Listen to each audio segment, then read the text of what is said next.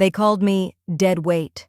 My own commander bet I wouldn't last 30 seconds after the jump. When my parachute opened over enemy lines, alone, with nothing but a malfunctioning beacon and his voice in my head saying I'd fail, I made a choice. Survival wasn't enough. I wanted him to see me walk back. If you've ever been underestimated, you'll want to hear how this ends. Stick around, and if you like stories where karma gets the final word, hit that like button now. They called me dead weight. Not behind my back, right to my face. And the man who said it first? He was supposed to be the one teaching me how to survive. My name is Elena Cross, and 6 months before everything changed, I was the smallest person in an elite special operations unit. I'm talking about the kind of training facility where legends are made, where soldiers become something more than human. At least, that's what the brochures said. What they didn't mention was that some commanders believed only certain people deserved to become legends, and I wasn't one of them. Commander Marcus Hale was a decorated war hero. 3 tours, 2 silver stars, and a reputation that preceded him like thunder before a storm. When I first arrived at the facility, I was honestly honored to serve under him. I'd read about his missions, studied his tactics in training manuals. The man was brilliant, fearless, and by every measure exactly who you'd want leading you into combat. But there was something else about Hale that the medals and commendations didn't show. He had a cruelty in him, a need to break people down, and for reasons I still don't fully understand, he decided I was going to be his favorite target. It started small, little comments during drills. "Cross, you planning to float down on fairy wings?" When I struggled with a heavy pack march, the other soldiers would laugh, not because it was funny, but because when your commander makes a joke, you laugh. That's how it works.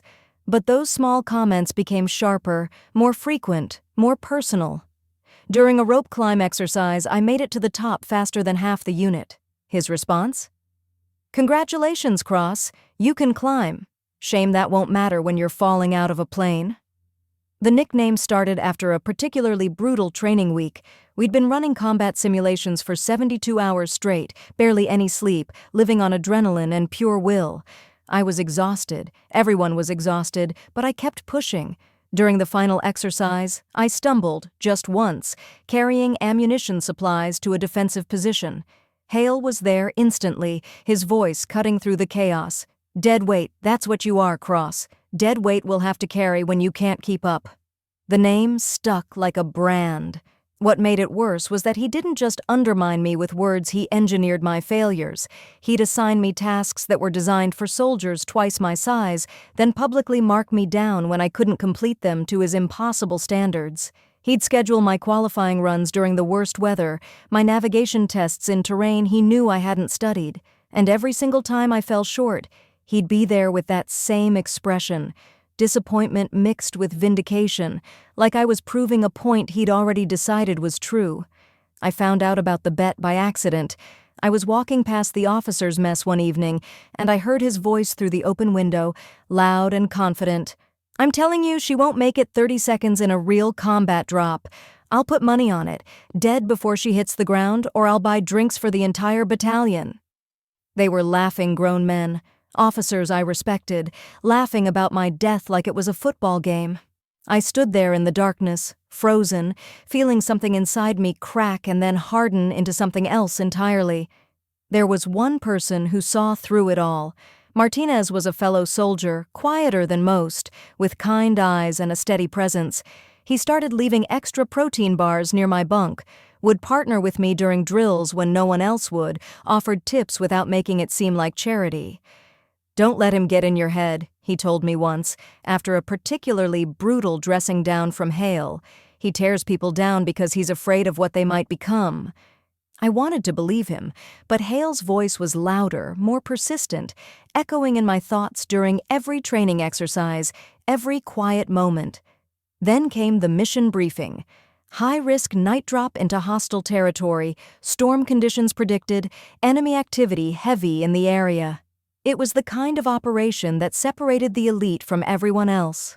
When Hale announced the mission parameters, his eyes found mine across the briefing room. "This is real war, people. No room for dead weight up there." The unspoken message was clear. I shouldn't volunteer. I should stay behind, prove him right, accept my place. Every instinct screamed at me to stay silent, to let someone else take the slot. But something else rose up inside me, something stubborn and burning. My hand went up. "I'm in, sir." The room went quiet. Hale's smile was thin and sharp as a knife. "Cross volunteers. How noble. Try not to die before the jump, soldier. It'd be a waste of a good parachute." The C-130's engines roared like caged thunder as we climbed to jump altitude.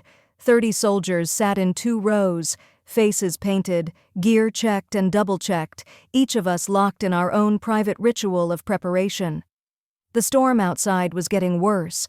I could feel the turbulence through the aircraft's hull, sharp drops that made my stomach lurch. But it wasn't the storm that had my heart racing. It was Hale's voice cutting through the noise one last time before we jumped. He leaned close, his breath hot against my ear. "Remember, Cross, 30 seconds, that's all I'm giving you." Then he smiled, patted my shoulder like we were friends, and moved toward the jump door. The green light flashed. The jumpmaster screamed, "Go! Go! Go!" and bodies started pouring out into the black void.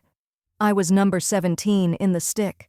When my turn came, I didn't hesitate. I threw myself into the screaming darkness, into wind that hit like a physical wall, into air so cold it burned my lungs. For 3 seconds, I was flying.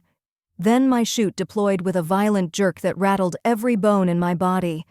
But something was wrong, immediately, catastrophically wrong. Another parachute, someone who'd jumped after me, had drifted into my airspace. Our lines tangled, twisted, and suddenly, I was spinning. The world became a nauseous blur of black sky and darker ground. I fought with my risers, trying to pull away, but the physics were all wrong.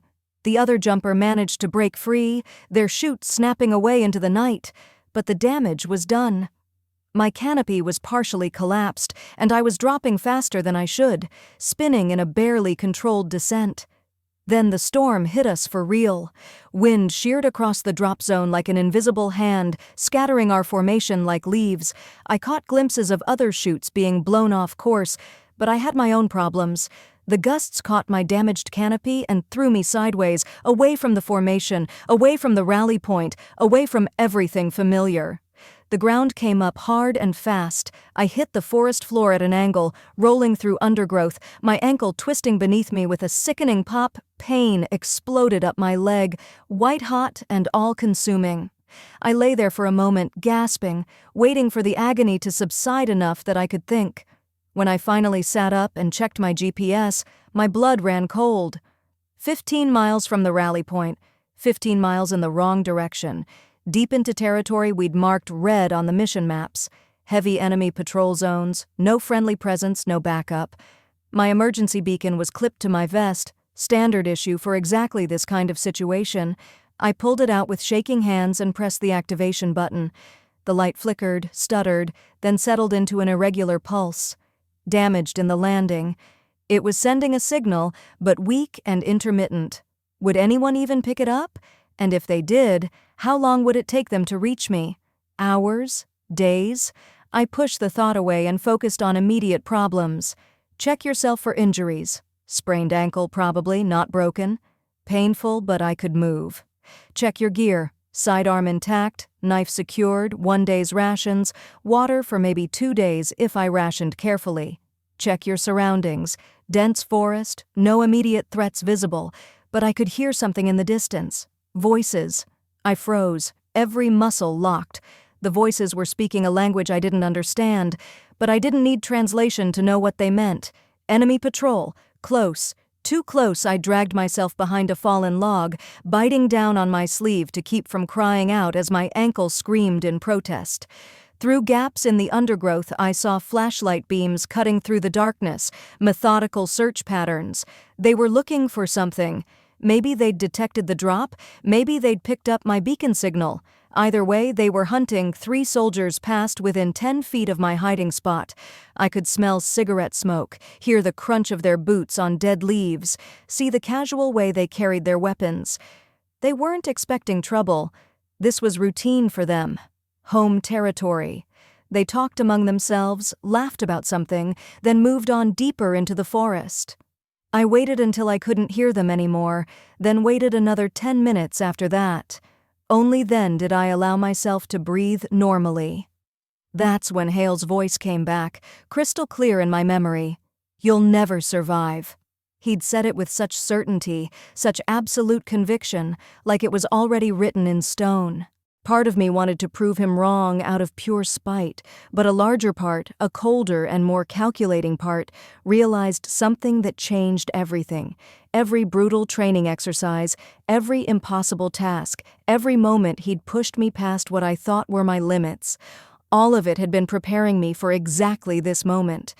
The irony was almost funny. The man who wanted me to fail had inadvertently given me every tool I needed to survive. I checked my ankle again, tested my weight on it. Pain, but manageable. I had a choice to make: stay here and wait for rescue that might never come, or start moving toward that rally point 15 miles away through enemy territory with a busted ankle and a malfunctioning beacon. Hale's voice whispered that I couldn't do it. My own voice, quieter but growing stronger, said something different. "Watch me." The helicopter touched down at base just after dawn, rotors still spinning, kicking up dust that glowed orange in the early light.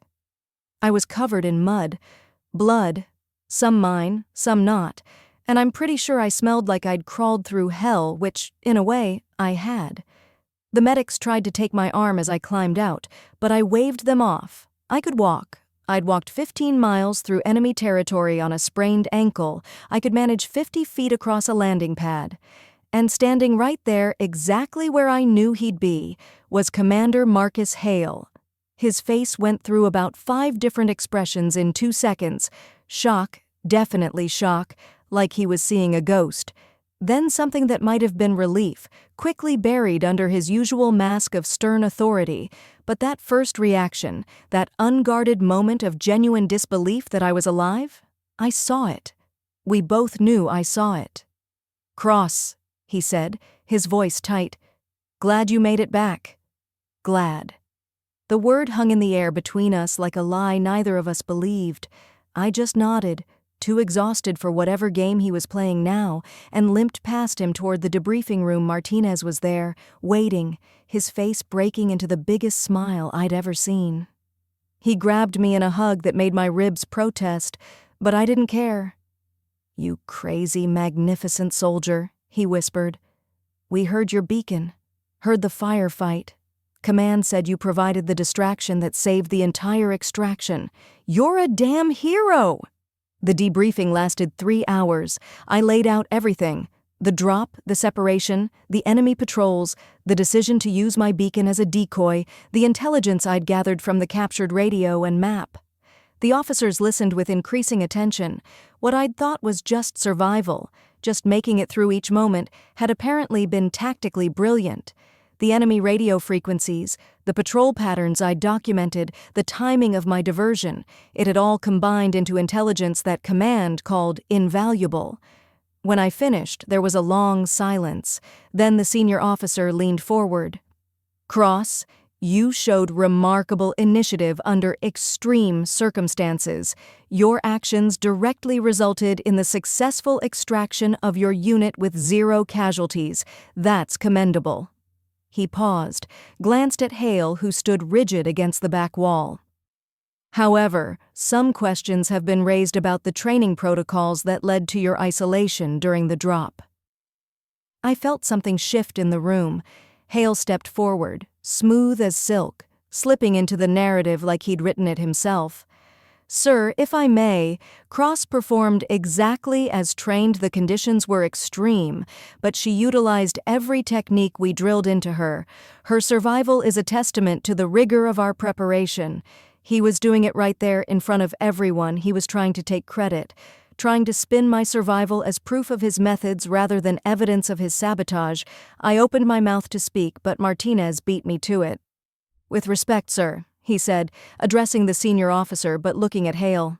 "That's not entirely accurate. Several of us have recordings from the pre-mission brief. Perhaps Command should review them." The temperature in the room dropped about 20 degrees. Hale's face went very still, very careful. "Recordings?" The senior officer's eyes sharpened with interest. "What recordings, Lieutenant Martinez?"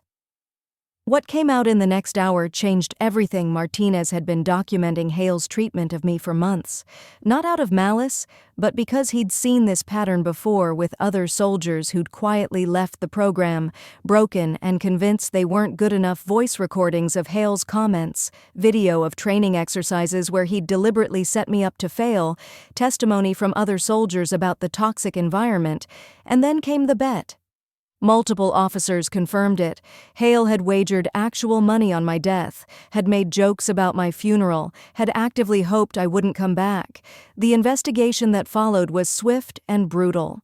Turned out I wasn't his first victim, just his most recent. 3 other soldiers came forward with similar stories, people who'd left the program believing they were failures when really they'd been systematically destroyed by a commander who measured his own worth by breaking others. The court-martial proceedings began within a week. I had to testify, had to sit in a formal hearing and recount every cutting comment, every engineered failure, every moment he'd tried to convince me I was worthless. It should have felt like victory. Instead, it just felt exhausting. Hale's defense was predictable. He claimed he was toughening me up, preparing me for the harsh realities of combat, that his methods were unconventional but effective. "Look at her," he said, gesturing to me like I was evidence for his case. "She survived because I made her strong." That's when I finally spoke. Not because they asked me to, but because I couldn't let that lie stand unchallenged. "Permission to address the court?" They nodded.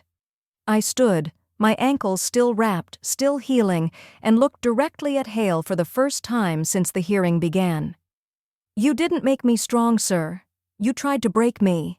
The difference is everything." The silence that followed was absolute. I continued, my voice steady, choosing each word carefully. "Strength doesn't come from being torn down. It comes from choosing to stand back up despite the people trying to keep you on the ground. Every moment I survived out there, I survived in spite of you, not because of you. You taught me tactics, yes, you taught me techniques. But the will to survive? The refusal to quit? That came from somewhere you tried to destroy but couldn't reach."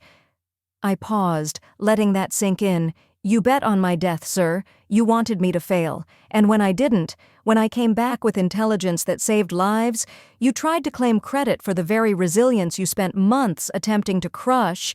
That's not leadership. That's not tough training. That's just cruelty looking for justification." The verdict came down 3 days later. Stripped of command, pending dishonorable discharge, banned from any training or leadership position. His career, the thing he'd built his entire identity around, was over. I should have felt triumphant. Instead, I felt something quieter, more complex. Relief, maybe. Closure, definitely.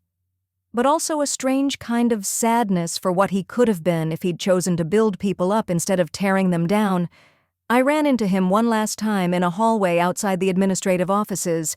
He was in civilian clothes, looked smaller somehow without the uniform and the authority. He stopped when he saw me, seemed to struggle with what to say. Finally, he managed, "Cross, I want you to know that I never actually wanted you to die." I looked at him for a long moment, this man who'd haunted my thoughts for so long, who'd made me question everything about myself, and I realized he wasn't a monster. He was just broken in ways that made him want to break others. "I know," I said quietly. "You just wanted me to fail. Somehow that's worse." He didn't have an answer for that. I walked past him, and I never saw Commander Marcus Hale again. 6 months later, I stood in front of my own training unit for the first time. Lieutenant Elena Cross, they called me now, not dead weight. Never that again. I looked at the faces of the new recruits, saw the same nervousness I'd felt, the same desperate hope that they'd be good enough, strong enough, worthy enough. Among them was a kid who reminded me of myself, smaller than the others, trying so hard to appear confident and just barely pulling it off. I watched as she struggled through the first pack march, saw her stumble, saw that flash of shame and determination cross her face. After the exercise, I pulled her aside. She looked terrified, probably expecting what I would have expected from Hale: criticism, mockery, confirmation of her worst fears about herself. Instead, I said, "You've got heart. I saw you fall back there and get right back up. That's the mark of a real soldier." Her eyes went wide with surprise. "But sir, I failed the time requirement. I was the slowest one out there." I shook my head. "You finished. That's what matters. Now let's talk about how we can work on your endurance together, because I'm not here to watch you fail. I'm here to make sure you succeed." Martinez, now my second in command and the best friend I'd ever had, joined me as we walked back to the offices. "You're good at this," he said. "The teaching thing. They respect you." I smiled. I learned from the best, and I learned exactly what not to do from the worst. That night, alone in my quarters, I thought about that beacon lighting up in enemy territory. How alone I'd felt. How convinced I was that no one was coming, that Hale had been right all along. But I hadn't been alone. Martinez had been fighting to reach me. My unit had been pushing through enemy fire. And somewhere inside myself, I'd found a voice that was stronger than all of Hale's cruelty, all his doubt, all his predictions of my failure. That voice had said, "Keep moving, keep fighting, keep proving them wrong." Not out of spite, not out of revenge, but because I refused to let someone else's broken view of the world become my truth. The people who doubt you the loudest are usually fighting their own demons. Hale's need to break me had nothing to do with my worth, and everything to do with his own insecurity, his own fear that someone smaller, someone he saw as weaker, might be just as capable as he was.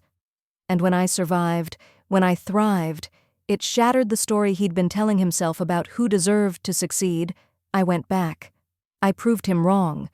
But more importantly, I proved something to myself. That my value wasn't determined by the people who underestimated me, it was determined by my own refusal to accept their limitations as my own. That beacon lit up alone in enemy territory, yes, but I carried it home, and now, every day, I help other people find their own light, their own strength, their own voice that says "I can" when the world is screaming "You can't." They tried to make me believe I was nothing, but surviving that drop taught me something. The people who doubt you the loudest are often those afraid you'll succeed.